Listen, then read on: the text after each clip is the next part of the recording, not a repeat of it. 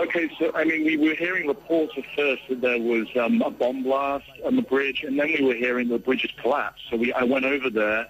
The incident happened around 10 p.m. local time. I was there shortly before 11 p.m., and when I arrived, there was just a stream of emergency vehicles arriving, and there were bodies everywhere, people trying to resuscitate the victims. In some cases, we saw one or two bodies that had just been left there because their friends and family weren't there, or there were no emergency vehicles to collect them. And I mean, it was chaos.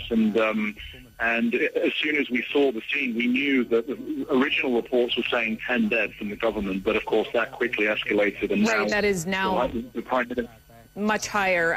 Let me stop you. Dead. Yeah. May I stop you for just a moment, Steve? Just in terms of, I'm trying to get all the chronology in order. How many hours ago did this happen?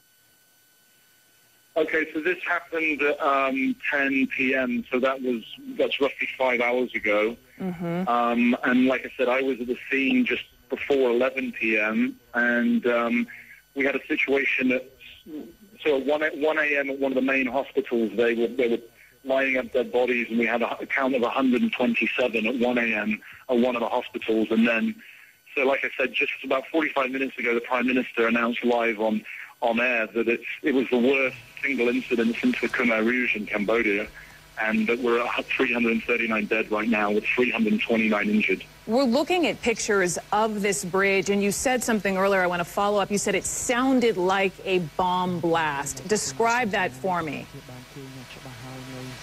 Well, these are the reports we were getting at first.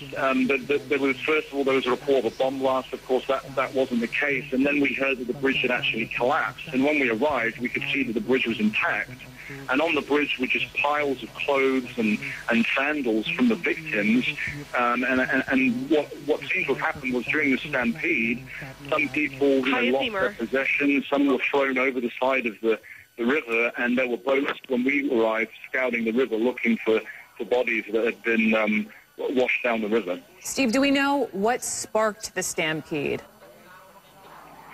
Okay, so we spoke to eyewitnesses at the hospital, and there's been announcements from government officials, and there's conflicting reports at this stage. But what we do know is there was a large number of people, about 1 million people, on this